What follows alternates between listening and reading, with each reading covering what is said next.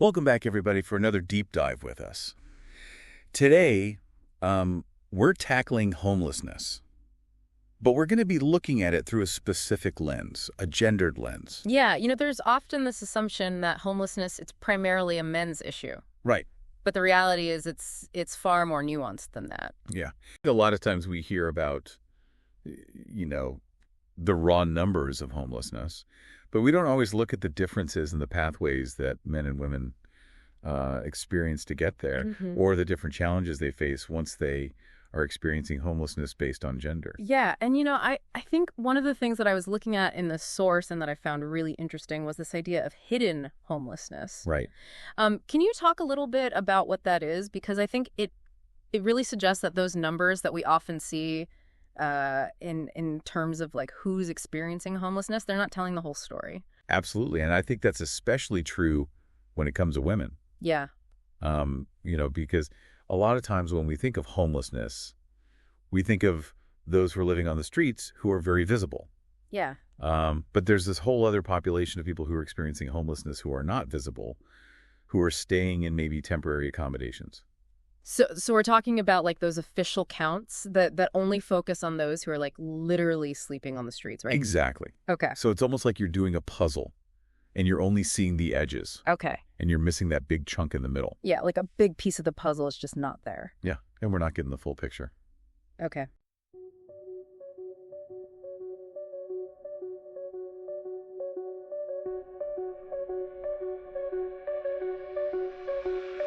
Data on the screen, numbers come alive. Male, female flows where the patterns thrive. Visual charts, public colors unify. Gender decoded, bringing truth to light.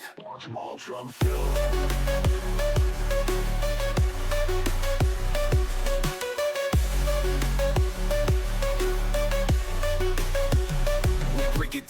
We break it down, real talk.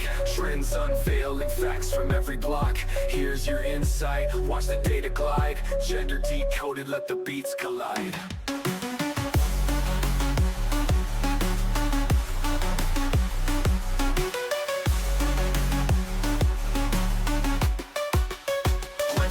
We break it down, real talk.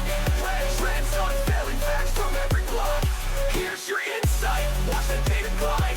Gender decoded, let the beats collide.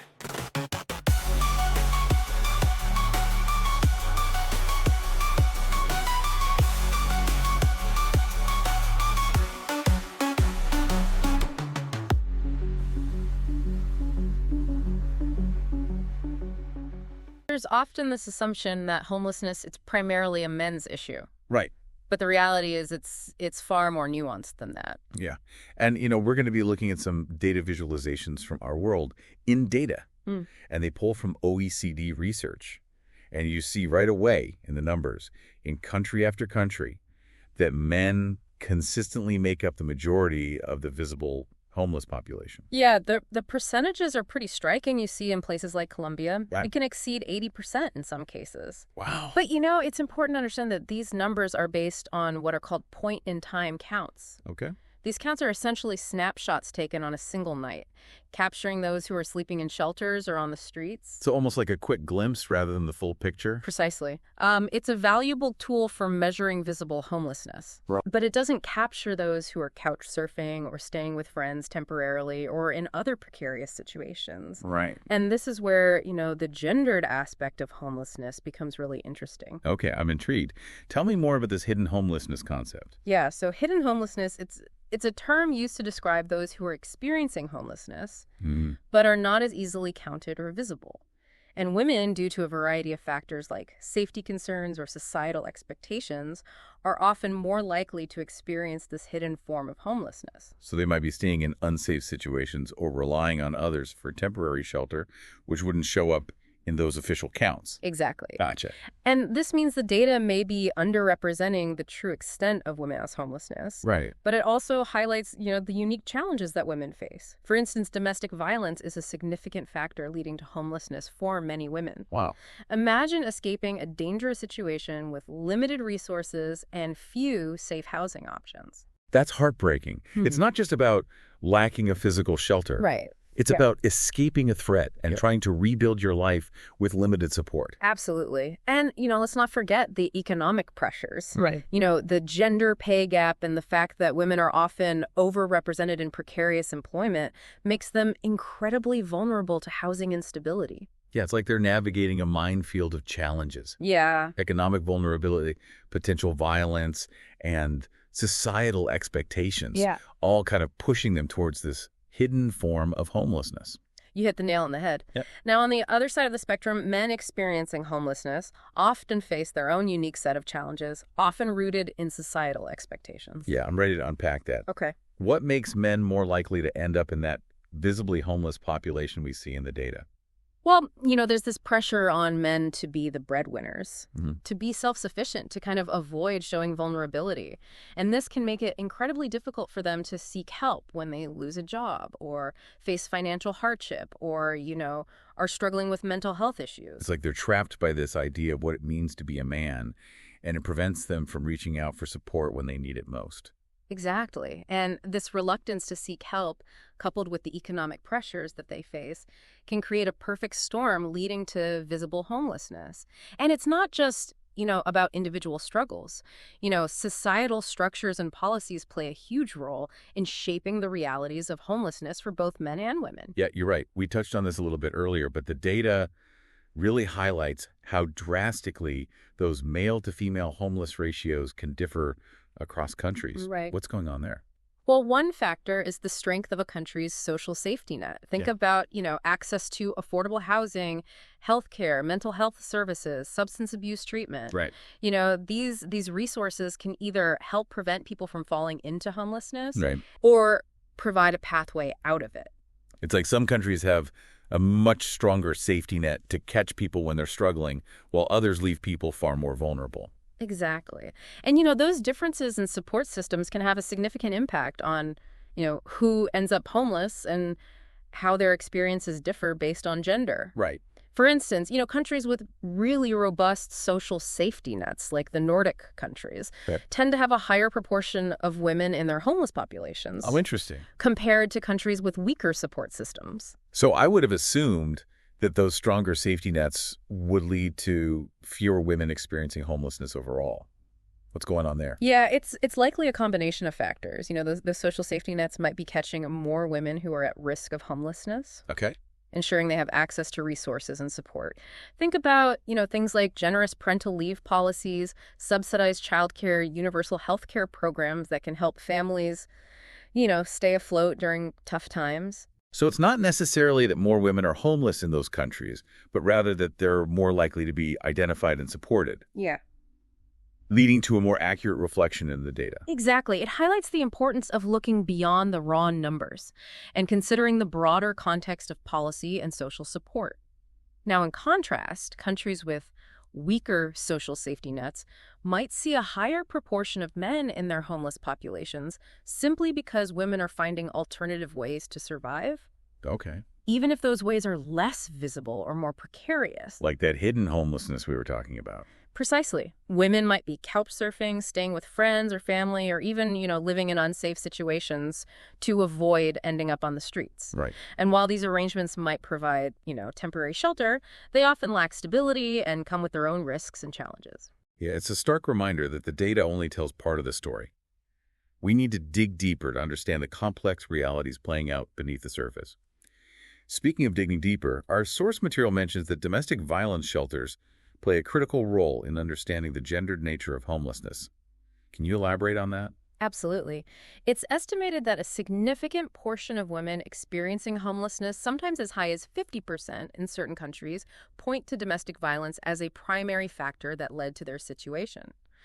When women are forced to flee dangerous situations, they often have very few options, and the availability of safe and supportive shelters becomes absolutely critical. It makes you think about the ripple effects of violence and how it can push people into incredibly vulnerable situations. Exactly. And this is just one example of how gender intersects with the experience of homelessness. We need to consider the unique challenges faced by specific groups within the homeless population, such as the LGBTQ+ community. Yes, the source material highlighted that transgender and non-binary individuals experience disproportionately high rates of homelessness. Right. And this vulnerability is directly linked to discrimination, family rejection, and a lack of safe and inclusive spaces that cater to their needs. We can't talk about homelessness through a gendered lens without acknowledging these unique challenges and advocating for solutions that address them. Absolutely. It's about creating a system of support that recognizes and responds to the diverse experiences of people facing homelessness. But it sounds like getting a handle on the full scope of the issue is a challenge in itself. It is. We've already discussed the limitations of point-in-time counts, and our source material points out that hidden homelessness could be even more widespread than we realize.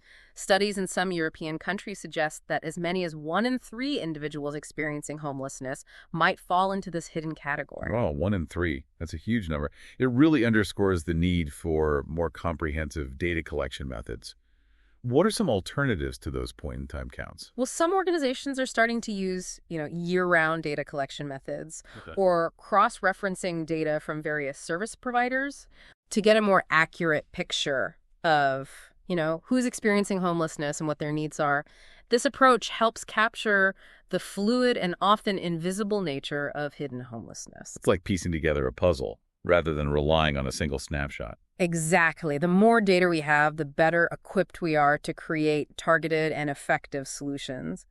So data is key. But where do we go from there? What are some of the concrete steps we can take to address this complex issue? So we've spent this deep dive really unpacking, all the complexities of homelessness, particularly how it's experienced differently by men and women. And it's clear that getting a handle on the data, understanding those hidden forms of homelessness is so crucial. But where do we go from here? Like, what can actually be done? Well, that's the million-dollar question, isn't it? And I think it goes back to something we've kind of touched on throughout this whole episode, which is recognizing that homelessness isn't just about a lack of housing. Right. It's often a symptom of much deeper societal issues. Right, like poverty, lack of access to healthcare, domestic violence, the discrimination faced by the LGBTQ plus community. Exactly. So any truly effective solution has to tackle those root causes. Okay. We need to move beyond those Band-Aid solutions and really invest in long-term strategies that address the systemic issues that are driving homelessness. Okay. I'm with you, but what does that look like in practice? Give me some specifics. Well, for starters, strengthening those social safety nets is essential. Okay. We need to make sure that people have access to affordable housing, healthcare, mental health services, substance abuse treatment. Right. These are the very foundations that can help prevent people from falling into homelessness in the first place. So it's about creating a more robust safety net to catch people before they hit rock bottom. Precisely. But it's also about recognizing that those safety nets need to be tailored to address the specific needs of men, women, and gender minorities. Right. A one-size-fits-all approach simply won't cut it. Yeah, that makes sense. We've been talking about how men and women experience homelessness so differently, so their needs are going to be different as well. Exactly. For men, we need to address those societal pressures that make it so difficult for them to seek help. Right. This means creating more accessible and welcoming mental health services, reducing the stigma around male vulnerability, and providing support systems that, don't require them to compromise their sense of self-reliance. Yeah. It's almost like we need to redefine what strength looks like for men. It's not about toughing it out alone. It's about having the courage to reach out for support when you need it. I couldn't agree more. And for women, we need to prioritize safe and supportive housing options for survivors of domestic violence. This means expanding the availability of shelters, providing legal and financial assistance, and addressing the root causes of gender-based violence. And it's not just about providing a temporary escape, right? It's about creating a pathway to long-term stability and independence. Absolutely. We need to address the gender pay gap, ensure access to affordable childcare, and provide job training and educational opportunities that empower women to achieve economic self-sufficiency. Right. These are the building blocks that can help break the cycle of poverty and homelessness. And we can't forget about the LGBTQ plus community. What kind of tailored solutions would address their unique needs? That's a crucial point. We need to create safe and inclusive shelters specifically for LGBTQ plus individuals, combat discrimination in housing and employment, and provide culturally competent healthcare and mental health services that address the specific challenges they face. It sounds like there's a lot of work to be done, but it also feels like there's a growing awareness of these issues and a willingness to kind of push for change. I'm hopeful, too. We're seeing more and more organizations and policymakers recognizing the need for gender-sensitive solutions to homelessness. Right. And that's a huge step in the right direction. This has been a truly eye-opening deep dive. I feel like I've gained a much deeper understanding of the complexities of homelessness and the urgent need to address those underlying societal issues. Any final thoughts before we wrap up? Just a reminder that data is incredibly powerful. The more accurate and comprehensive data we have, the better equipped we are to identify trends, allocate resources effectively, and measure the impact of our interventions. Data-driven solutions with the heart. That's what we're aiming for. Thank you for guiding us through this complex topic with such clarity and insight. It's my pleasure, and I hope this conversation has inspired our listeners to continue exploring these issues and engaging with their communities to create meaningful change. Because ultimately, this is about more than just statistics. It's about real people's lives, and everyone deserves a safe, stable place to call home. Couldn't have said it better myself. Thanks for joining us on this deep dive. We'll catch you next time for another thought-provoking exploration.